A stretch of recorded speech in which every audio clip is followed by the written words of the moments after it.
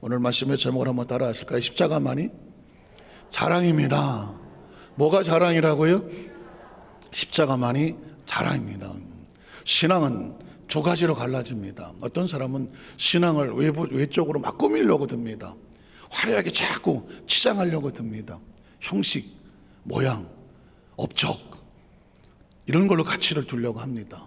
그러나 또 다른 사람은 아주 숨어 있으나 그 신앙이 내면으로 빵빵하고 가득합니다. 혹시 지난 주일날 설교를 기억하십니까? 마음의 중심이 뭘 바꾼다? 운명을 바꿉니다.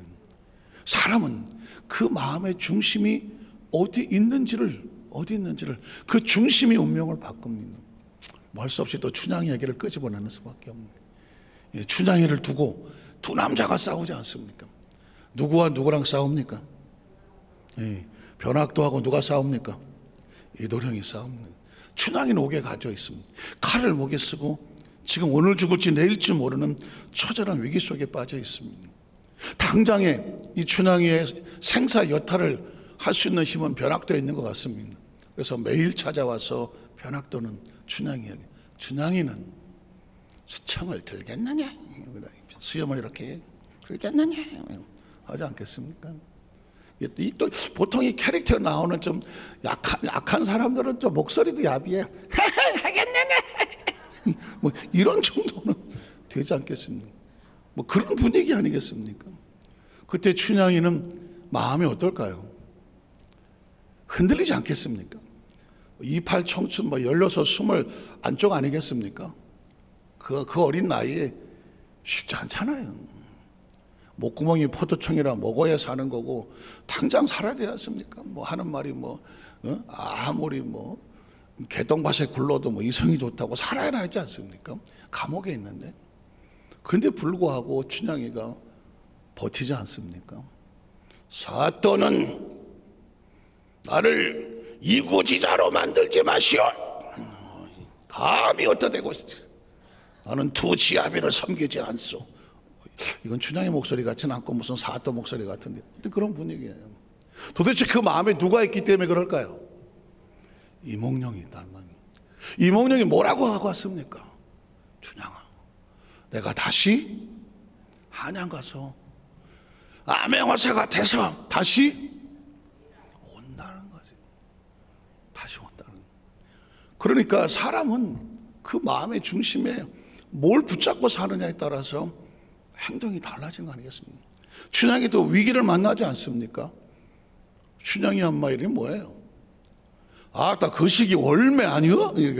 월매가 그냥 춘향이가 암행어 사고 내려왔는데 거지도 아주 상거지 꼴을 해갖고 내려와갖고 한번 시험하지 않습니까? 나 장모 나 왔는데 배고파 죽겠는데 하면서 쌈탁 좀 잡아줘버려 이러지 않겠습니까? 월매가 계산이 빠른 사람 아니면 평생 술 장사하면서 남의 눈치 보고 하면서 계산이 빠른 사람이 딱 봐도 이건 거지야. 아이고 인연이 이거 따라갔다는 거지 쌍거지 되겠네. 그래서 어떻게 그 밤에 찾아와서 하자. 야 인연아 이 작거사.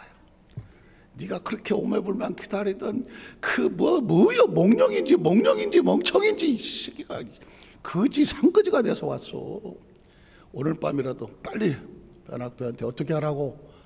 아이고 나가 사또 앞에 죽을 짓을 했으니 살려주시옵소서 이거 해야 되지 않습니까? 안 그러면 지금 당장 죽을 판인데 마지막 위기 아닙니까? 그 엄마까지 와서 그렇게 말하고 만약에 하나 야 이년아 네가 그러면 우리 집안 식구 다 죽어야 이러고 막 엄마가 난리를 치면 어떡했어? 춘향이 안 흔들리겠어 이거? 내가 말년에 너 때문에 한번 잘 먹고 잘 살아보려고 그랬는데 아이고 내가 제명에 못 죽겠다 이러지 않겠습니까? 얼마나 힘들겠습니까? 사실은 그냥 고전소설 같지만 그 심리를 파고 들어가면 아슬아슬한 상황입니다. 그 마지막까지 도대체 이 춘향이는 뭘 믿고 버티는 거예요 거기서. 그래서 아직도 그 절개라는 단어 만만한 단어 아닙니다. 절개라는 단어에 가지고 있는 어마어마한 단어를 그 춘향이라는 어린 소녀가 보여주는 거죠. 사람이 한번 마음의 심지를 굳으면 어떤 유혹과 어떤 힘이 다가오더라도 변치 않고 버틸 수 있는 건 목숨을 걸지 않고 자신의 운명과 미래를 걸지 않고는 할 수 없는, 오늘 내가 여기서 결계 지키고 절개 지키다가 끝나도 상관없다고 하는 이 초월적인 그 힘이 아니면 버티지 못하는 겁니다. 뭐 변학도는 그렇다고 치더라도 이몽룡이도 이것이 싸가지가 겁나 없어버립니다. 그걸 또 마지막에 시험을 하잖아 또. 아이고 다 놓고 뭐야 이거 뭐 얼굴을 가리고. 춘향이는 수청을 들겠느냐. 그때 춘향이가 뭐라 그래요? 하여튼간에 이 사내 새끼는 다 똑같아 그냥. 그러지 않습니까? 아니 뭐 암행어사는 좀 나을 줄 알았더니 오자마자 한다는 소리가 수청을 들겠느냐. 춘향이가 뭐라 그래? 아이고 나 이쁜 건 알아가지고 뭐 그랬을 거 아닙니까? 그때 거기서 또 한바탕 하지 않습니까? 시방 뭐 하는 거야? 암행어사가 백성이 어렵고 힘들면 똑바로 해야지 말이야. 탄간오리를 때려도 이놈은 더한 놈이네 하지 않겠습니까? 사실 그 이야기는 어떠한 사람보다도 이몽룡에 대한 최고의 예우죠. 예우입니다. 그때 이몽룡이 던지면서 춘향아, 여긴 꼭 슬로우 비디오로 나와요. 그때 일부 춘향이가 어떻게 해서 뭐요 이게 꿈이요 생시요. 사실은 한국 고전 소설이지만 사실은 굉장히 중요한 겁니다. 우리는 시대 속에서 어떤 마음의 중심을 가지고 살아가느냐를 굉장히 오래전의 소설의 한 어린 소녀의 처절한 상황 가운데 우리에게 도전하고 있는 겁니다. 당신은 그때에 비하면 우리는 뭐 누가 뭐라는 놈도 없고 욕한 놈도 없고 윽박지른 놈도 없고 예수 믿는다고 무슨 뭐 쫓아다니면서 괴롭히는 사람이 있는 건 아닙니다. 근데 그게 더 힘들어. 마음대로 할 수 있는 이게 어려운. 죽느냐 사느냐 차라리 그냥 내가 죽게 아니면 까무러치 하고 신앙을 붙잡겠는데 아무도 뭐라 그러는 놈이 없어. 다치하는 데 없고 표시도 안 나. 저게 신앙이 지금 있는 건지 없는 건지 아무도 몰라. 신경도 관심도 없어. 오로지 하나님과 나하고 1대1이야. 1대1이라고요. 저는 이 시대를 위기의 시대라고 보는 겁니다. 이 시대를 위기의 시대라고. 기독교가 로마가 핍박을 하고 카타콤 원형 경기장 여기서 그 핍박을 당할 때 그들은 콜레스 원형 경기장에서 사자밥이 되고 집단 학살을 당하더라도 지하 동굴에 가서 마라나타 주 예수여 어서 오시오 하는 가운데도 그들의 기상은 서리빨 같았어. 오직 예수 그리스도, 그들은 서리빨같이 자기들의 신앙을 지켜내는 거예요. 이게 무서운 겁니다. 죽음을 각오하고 버티는 신앙, 이게 진짜 신앙으로 무서운 거거든요. 아무도 뭐라 그러지 않는 곳에서 그 가운데서 좀 졸지 뭐, 좀 나태하면 어때, 뭐 세월이 좀 먹어, 뭐 주님이 꼭 내 오시겠어. 그럼 보십시오. 신앙이 늘어지면 가장 위기인 겁니다. 저는 이 시대를 가장 위험한 시대로 보는 거죠. 위험한. 누가 뭐라는 사람, 이 코로나가 지나고 나서 이제는 예배의 절박성이 사라지고 기도의 절박성이 사라지고 신앙의 절박성이 사라져서 둘 중에 하나예요. 이제는. 예전에 뭐 어린아이들 그 주일학교 노래 불문이잖아요. 이렇게 털면 알곡은 어디로 들어와요? 안으로. 이거 털면 희한하게 갈아지는 밖으로 하고 바람에 날아가. 옛날에 기질 좀 해본 사람은 희한하다 이거 하지 않습니까? 성경이 그렇게 말하지 않습니까? 알곡들은 안으로 갈아지는 밖으로. 시대가 그래요.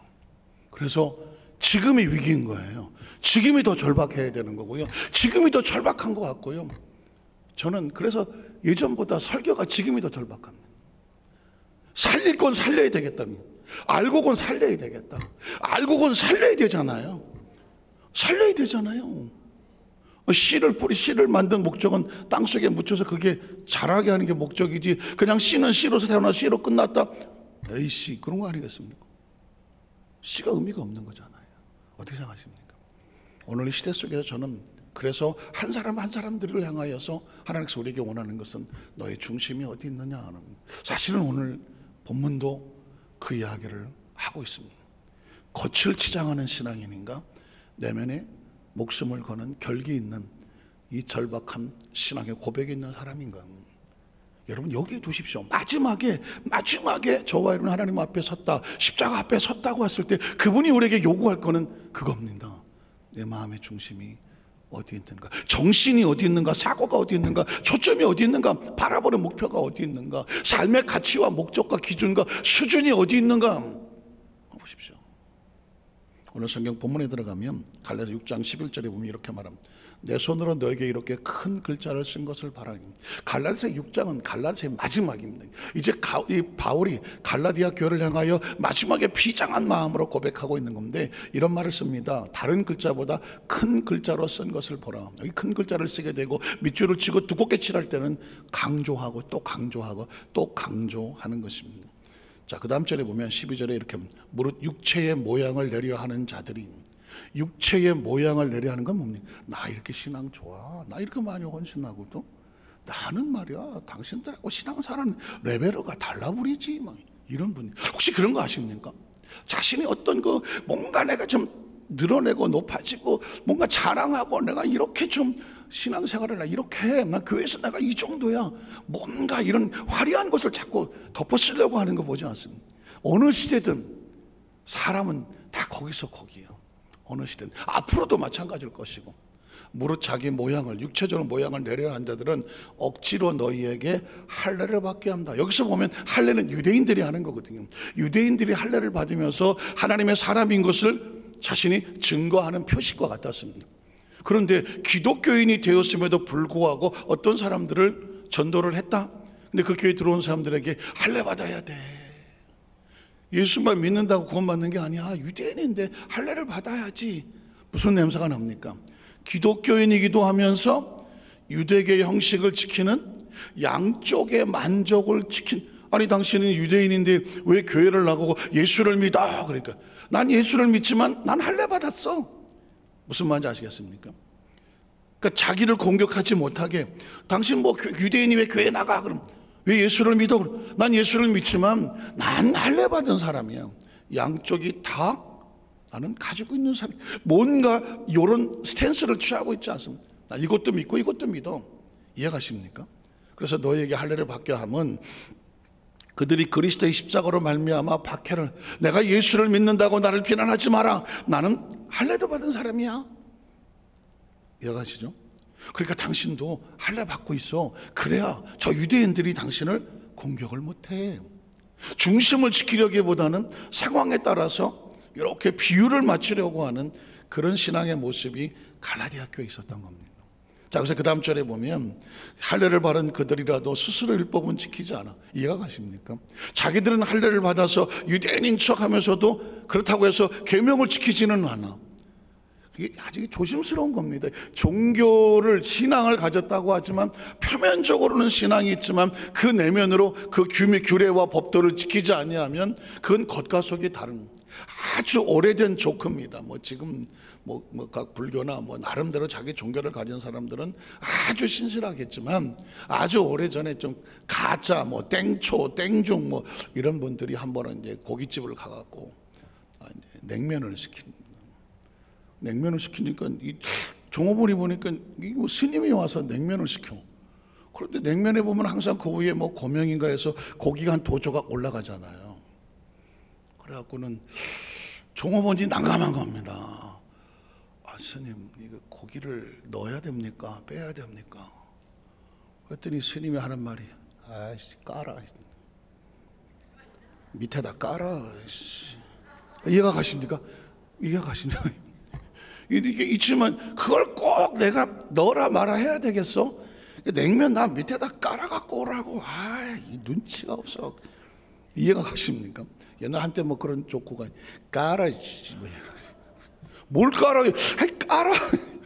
물론 조커. 그건 물론 이제 신앙이 있지만 형식은 지키고 싶은 거예요. 나 고기 안 먹어. 그런데 고기를 먹고 싶은 거예요. 어떻게 남들이 볼 때는 야, 스님이 고기 먹어? 뭐 요즘 뭐 대놓고 드시는 분들 많이 계시지만 고기 먹어 이 소리는 듣기 싫어. 그게 어떻게? 알아. 아무 남들이 보기에는 안 먹는구나. 야, 저 스님은 냉면을 먹는데 위에 고기가 없어. 이런 소리를 듣고 싶은 거예요. 그렇지만 속으로는 어떻게? 밑에서 아이고, 이거를 하는 다음에 혹시 무슨 생각 들지 않는 크리스찬이나 어느 종교든지 간에 나는 크리스찬이야. 교회 뭐 장로가 될 수 있고 권사, 안수, 입사, 재직일 수도 있고 재직은 또 다른 사명이 있지 않습니까? 일반 처음 초신자하고는 또 좀 다르지 않아요? 초신자가 좀 다르지 않습니까? 그래서 뭔가 우리가 신앙생활 연조를 한 것만큼 뭔가 기대가 되는 어떤 수준이 있잖아요. 그거를 지켜나간다는 것이 자원하는 마음이고 기쁨으로 이런 은혜로 이걸 하면 얼마나 감사하겠습니까? 그런데 그게 아닌 상태 가운데서 몰래 뭔가 한다는 것은 사실 조금 가슴 아픈 일이지 않습니까? 오늘 이 사람들이 야 할례 받아야지 나 할례 받았어. 그렇지만 뒤에 가서 계명이고 뭐고 가지고 뭐 지켜도 고만 안 지켜도 이렇다고 하면 할례는 뭐 때문에 받은 거예요? 자기가 하나님의 자녀라고 하는 의식과 사고와 표식으로 간증으로 신앙에 대한 고백으로 이 할례를 받아야 되는데 남들이 받으니까 유대인이라는 형식만 갖추고 뒤에 가서는 자기 뭐 하나님 무시하고 살아가는 그들의 이중적인 성격에 대해서 이건 신앙이 아니다. 자, 너희고 할례를 받게 하려는 것은 뭐냐? 그들이 너희 육체로 자랑하라는 하나님 앞에 말씀대로 신앙으로 계명을 지키는 진짜 하나님의 자녀라는 것보다 거기에 대한 자랑보다는 나 육체도 할례 받은 사람이야. 너 얼마 못 받았어. 이런 어떤 겉의 모습을 가지고 치장으로 자신을 드러내려고 거기에 숨으려고 하는 것은 진정한 신앙인이 아니다. 그 다음 절을 보면 그러나 내게는 바울은 이제 그래서 이런 것이 아닌 바울은 내게는 우리 주 예수 그리스도의 십자가 외에 결코 자랑할 것이 있다 없다. 자랑할 것이 십자가. 그 십자가라고 하는 것은 딴 게 아니라 내가 인간적으로 자랑할 모든 것들은 십자가에서 그리스도와 함께 십자가에 못 박았으니까 내가 예수를 알고 나서 보니 그 나머지 것들은 다 의미가 없더라. 자랑할 게 없더라. 내가 과거에는 예수 믿는 사람을 잡아다가 옥에 가두고 하던 죄인 중에 괴수요 악인 중에 악인이었는데 하나님의 은혜로 내가 용서받고 구원받고 거듭나 보니 내가 뭘 했는지를 알게 됐다. 나 같은 죄인도 하나님이 용서하셔서 내가 옛사람은 십자가에 다 죽었고 마치 침례를 받는 것처럼 십자가에 못 박힌다는 것은 예수 죽음 내 죽음, 예수 부활 내 부활, 예수 생명 내 생명, 예수 천국 내 천국에 대한 이게 나한테 있으면 세상 어디 가더라도 내가 죽었는데 내가 과거에 말이야 이거 하던 사람이야. 이건 크리스천은 하지 않습니다. 크리스천은 내가 과거의 이야기를 하지 않습니다. 왜 그럴까요? 내 과거는 없다. 십자가에다 못을 박았어요. 혹시 어떤 사람이 와 이분이 대단하게 과거 얘기하거든 혹시 그냥 타이밍을 놓쳐서 뭐 그냥 가만히 있을 수는 있지만 진짜 크리스천은 과거에 내가 자랑할 것은 아무것도 없어. 그래서 나의 나 된 것은 하나님의 은혜. 그게 하나님의 은혜가 나와야 돼. 은혜가 나와야 돼. 저도 개인적으로 보면요, 제가 34살에 조영기 목사님 비서실장을 하거든요. 850대 1을 뚫고 들어간 거예요. 근데 내가 한 건 아무것도 없어. 그냥 알고 보니까 뭐 850명의 교육자들 인사카드를 고 거기에서 10명을 고르고 그 10명 중에서 하나를 픽업을 해서 목사님이 써서 네가 해라 해서 한 게 저거든요. 그러니까 제가 한 건 아무것도 없는 거예요. 그냥 하루아침에 은혜로 된 거죠. 근데 사람들은 그렇게 생각하지 않아. 뭐라도 있는 줄 알아. 뭐 그때 당시 제가 어떤 목사님, 부목사님을 만났는데 아유 목사님 축하드려요. 목사님 이렇게 불어를 잘하셔갖고 비서실장이 되셨다면서요. 나는 이 사람이요 말을 만드는데 제가 불란서 말을 그렇게 잘해갖고 그래서 비서실장이 됐대요. 나는 불란서 말이라고는 뽕주로 뭐 이거 메루치 볶었냐 뭐 이거밖에 난 잘 몰라. 내가 무슨 불란서 좀 알긴 한데 알랑드롱 뭐 이브 몽땅 이거 다 이 불란서 말이잖아요. 이런 건 여러분도 알아듣잖아요. 난 그거밖에 몰라. 내가 무슨 불란서 말을 했어. 또 그랬더니 뭐 차자실 목사님의 조카가 아니냐고. 이 사람이라는 거는 뭔가 저 사람이 저렇게 됐을 때는 뭔가가 이렇게 뭐가 있겠지라고 생각을 합니다. 그러나 지금 전 일도 없어요. 일도 없어요. 사돈의 팔촌의 모심의 조카를 쫓아가도 저는 최다슬 목사님하고 친척도 아니고, 불란서 말이라고는 그냥 이보몽땅 옹냐는 아닌데 그거밖에 난 몰라. 이유는 그냥 은혜, 하나님의 은혜로 굳이 갖다 붙이면 하나님의 섭리, 은혜 뭐 이거밖에 난 없어. 그 후에 사역도 뒤돌아 쭉 가만히 보면 와, 다 하나님의 은혜예요. 어떻게 생각하십니까? 그러니까 이 벼가 익으면 좀 고개를 숙인다고 세월이 지나가니까 더 숙여지게 돼요. 이건 다 하나님의 은혜예요. 하나님의 은혜라고. 여러분 마찬가지입니다. 저와 여러분 신앙생활을 하면서 혹시 젊었을 때는 그래도 내가 뭐 혹시 했을지 몰라요. 연조가 깊어지고 세월이 지나가서 뒤돌아보면 그때 그게 다 누구의 은혜예요? 하나님의 은혜야 다. 그래서 이 사도 바울이 그런 고백, 나의 나 된 것은 다 하나님의 은혜다. 이건 그냥 하는 소리가 아닌 거거든요. 그러니까 어떻게 내가 뭘 자랑하겠어? 이 양반이 과거에 뭐 우리는 최고 학부의 최고 가문에 뭐 가장 잘 나가던 최고의 스승을 모셨던 사람이나 그가 예수를 믿고 나서 보니까 내가 지나간 모든 것들은 다 배설물로 쓰레기로 다 여기니 나의 나 된 것은 하나님의 은혜이고, 내가 혹시 뭐 자랑할 거라면 나를 만든 것은 오직 십자가라고 말을 하는 겁니다. 십자가에 죽었더니 예수님께서 십자가에 살려주시고 새 생명을 주시고 새롭게 만드셨습니다. 그래 나의 나 된 것은 십자가의 은혜입니다. 뭘 자랑해? 십자가밖에 자랑할 것이 없는. 저는 우리 여대수 만사께서 제가 이렇게 말을 할 때 종교적인 용어로 안 들리기를 바랍니다. 제가 저는 어렸을 때부터 신앙생활에서 자라면서 그런 거 있잖아요. 목사님이 하는 얘기니까 종교적으로 들리거든요. 오늘 설교하시네. 종교적으로 들리거든요. 제가 듣기 싫었던 게 뭐냐면 종교적이라고 생각하는 거예요. 그냥 뻔히 하는 소리. 목사님이니까 하는 소리. 그냥 교회에서 하는 소리. 근데 저는 아직도 의식에 가급적 종교적인 게 아니라, 목사님이니까 그렇게 하는 얘기가 아니라, 얘기를 듣고 보니 그러네, 같이 공감이 되는 이야기. 거기에 대해서 그건 틀린 게 아닌데 맞네 라고 성도들이 같이 뭐가 돼야 돼요? 공감이 돼야 그게 말씀 아니겠습니까?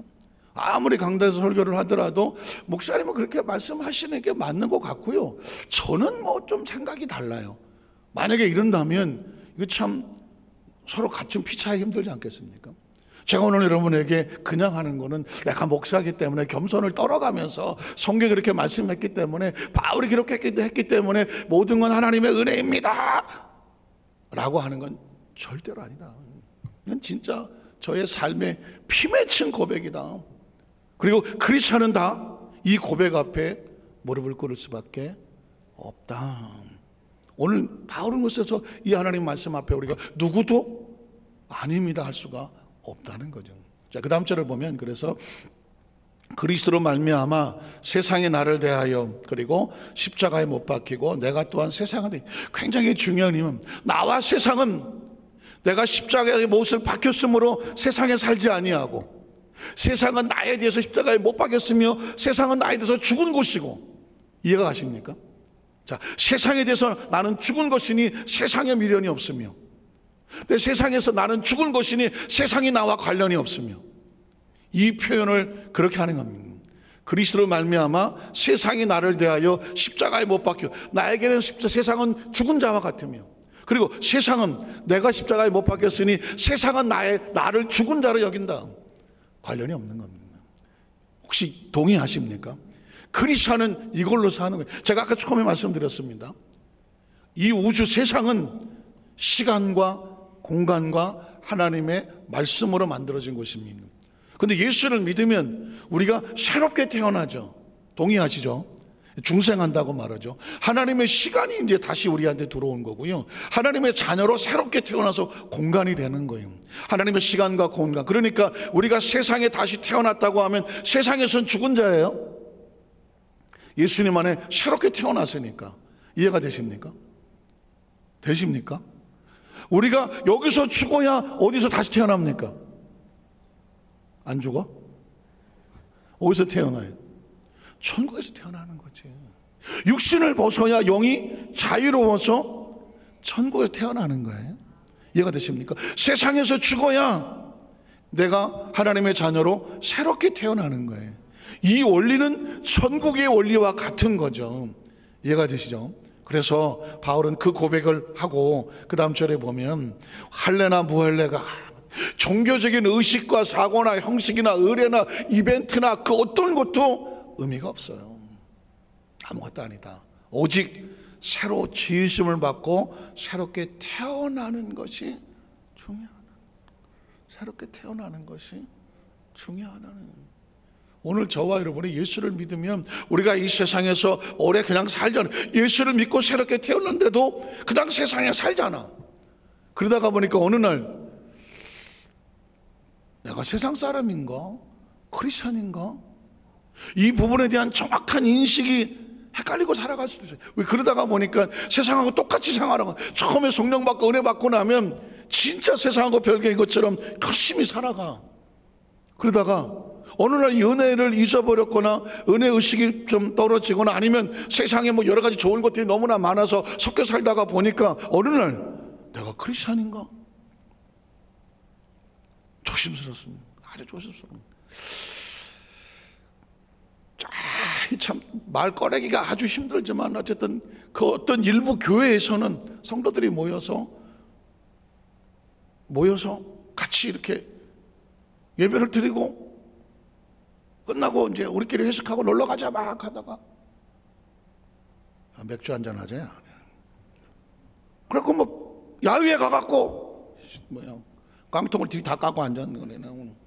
그러면 물론 뭐 술을 먹는다고 뭐 지옥에 가거나 술을 먹는다고 천국에 못 가거나 그런 소리는 하고 싶지 않아요. 근데 예전에 뭐 있잖아요. 뭐 회사에서 회식 가갖고 뭐 이렇게 1차 가고 2차 가고 하던 그 분위기가 크리스찬들이 야외를 가갖고 똑같이 1차, 2차, 3차 이러고 간다고 하면 이게 지금 교회의 본질을 잃어버린 거잖아요. 이해가 가십니까? 크리스찬은 세상과 노는 게 다른 거지. 크리스찬은 세상과 격이 다른 거예요. 차원이 다른 거고요. 모습이 다른 거고요. 선이 다른 거라니까. 그 말이 우리는 예전에 세상에 하던 습관은 십자가에 못 박았으니 세상에서 하던 짓을 교회 와서 하지 않는다. 교회에서 있는 크리스찬들은 세상에 섞여 놓아도 세상과 전혀 다른 결로 살아간다. 이게 지금 바울이 우리에게 이야기하고 있는 거예요. 어쩌면 제가 수협에 이런 강해 설교를 하다가 보면 어쩌면 뭐 그냥 부흥회나 뭐 성령대망회나라도 하는 그런 익사이팅한 어떤 뭐 기적과 역사와 어떤 그런 어떤 메시지하고는 조금 거리가 있을 수 있지만, 그러나 가장 근본 기본이 없이는 나머지는 다 꽝이야. 그전에 어떤 분이 가끔 가다가 이제 부흥회를 하고 나면 어떤 성도들이 이제 부흥사를 따라다녀. 부흥사를. 왜냐면 그 교회 담임 목사님은 맨날 하는 설교가 비슷한 것 같아. 그런데 부흥사는 목소리가 달라. 할렐루야, 달라. 그리고 그분들은 설교가 메시지 자체가 뭔가 부흥을 시키고 뭔가 동력을 주고 막 하는 것 같아. 그러니까는 아이고 저 목사님이 진짜야. 그래갖고 부흥회하고 난리가 나. 야, 그 부흥사가 능력 있어 보여. 그 간증을 보니까 알고 막 따라다녀.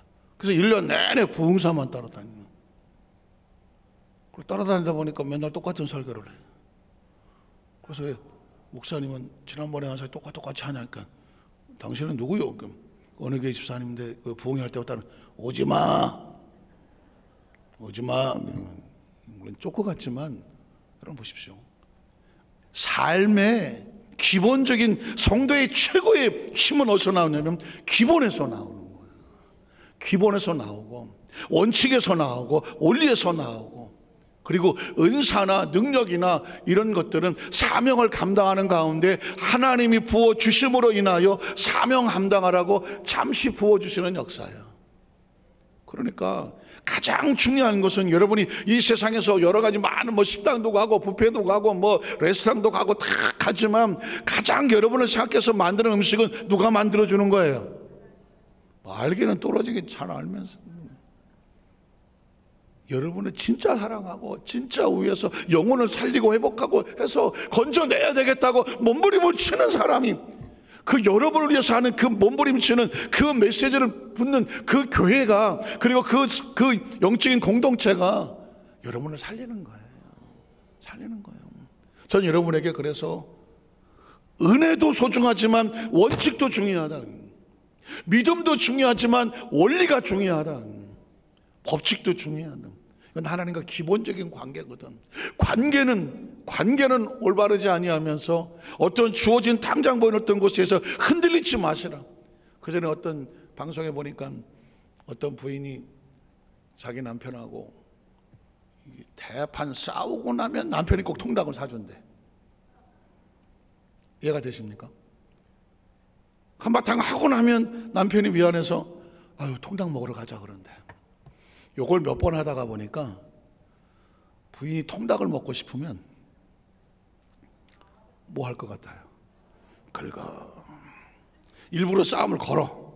그 부인 남편이 이게 가만히 그 남편이 말려드는 거지. 그래서 와와와 하면 해. 통닭 먹으러 갈래? 에이. 야 이게 거꾸로 된 거야. 그 나중에 보니까 이 남편은 자기가 이게 그러려고 그런 건 아닌 것 같은데 나중에 보면 꼭 통닭을 먹고 있단 말이야. 이게 뭔지 아시겠습니까? 기본이 바뀐 거죠. 원리가 바뀐 거예요.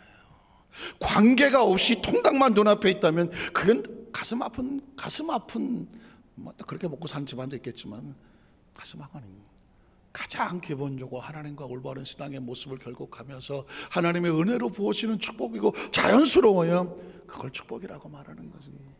오늘 그 다음 주에 한번 넘어가면 이 규례라고 하는 건 복음을 전하고 있는 그 복음을 받은 행한 자에게와 하나님이 이스라엘에게 평강과 긍휼이 있을지어다.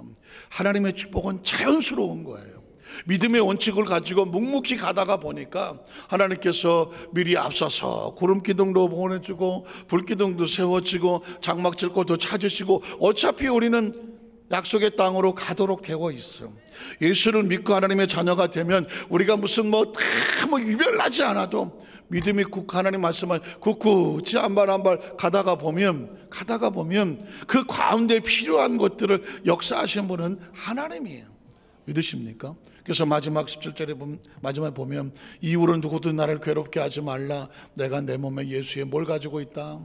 흔적을 지울 수 없는, 누가 뭐라고 난 예수의 사람이에요. 믿으십니까? 흔적을 가지고 있다. 마지막 18절은 이렇게 말합니다. 형제들아 우리 주 예수 그리스도의 은혜가 너희 심령에 있을지어다 하고 아멘으로 마무리를 지었습니다. 말씀을 정리하기를 원합니다. 저는 우리 에드스 만장교회 모든 성도를 가만히 생각해 보자고요. 하나님의 은혜로 이 땅에 존재했습니다. 이건 진짜 초월적인 은혜죠. 우리가 이 땅에 존재하는 건 인간의 어떤 개입할 수가 없는 초월적인 은혜. 그리고 지금까지 온 것도 하나님의 은혜예요. 하나님의 은혜죠. 살아있는 건 하나님의 은혜입니다. 그리고 예수를 믿은 것 하나님의 은혜입니다. 그리고 수많은 교단도 있고 다 예수 믿지만 성령의 역사와 성령의 은혜를 하는 우리 순복음 교단에 교단을 자랑하고 있지 않지만 성령 받은 게 너무 감사해서, 성령세를 아는 게 너무 감사해서, 성령과의 교통과 교제가 너무 감사해서, 보혜사 파라클레토스라는 단어가 너무 귀하고 감사해서, 그리고 이 시대 속에서 우리가 다른 데 있지 아니하고 예배를 지키면서 말씀을 듣고 우리가 앞으로 살아가면서 하나님 맡겨진 일을 해가면서 큰 일을 하진 않아도 지극히 작은 거 하나에도 묵묵히 가다가 보니까 하나님께서 야 네가 지극히 작은 일에 그렇게 충성해 주니까 내가 너한테 더 많은 걸 맡겨도 좋겠구나. 내 주인의 즐거움에 참여하는 그런 거죠. 남이 2개를 받았던 5개 팔랐던 I don't care. 그게 걱정이야. 남이 만큼 치면 얼마나 어때? 그만큼 치면 또 그거 붙잡고 살아가는 거지. 왜냐면 그거를 맡겼을 때 묵묵히 견디는 사람을 하나님이 찾는 거거든. 찾는 거. 왜 이런 걸 주고 그 사람에겐 줄 수가 없어요. 그래서 우리가 세상에서 세상적으로 볼 때 우리가 대단한 사람들은 아닌 것 같지만 하나님 안에서는 의미 있는 존재다. 의미 있는 존재니까 그 의미를 짓고 나가다 보면 그 의미를 키워가시는 건 하나님이 하시는 거고, 우리가 얼마나 많고 빛이 나는 세상에 유명하느냐 별 의미 없어요. 하나님 앞에 우리가 얼마나 진심이냐, 그리고 하나님이 우리를 얼마나 눈여겨보시는가, 여기에 모든 가치와 목적이 있는 거죠. 여러분, 저와 여러분이 이 은혜의 주인공, 축복받은 사랑을 꼭 기억하시기를 주님의 이름으로 축원합니다. 기도하겠습니다. 하나님 아버지 감사합니다.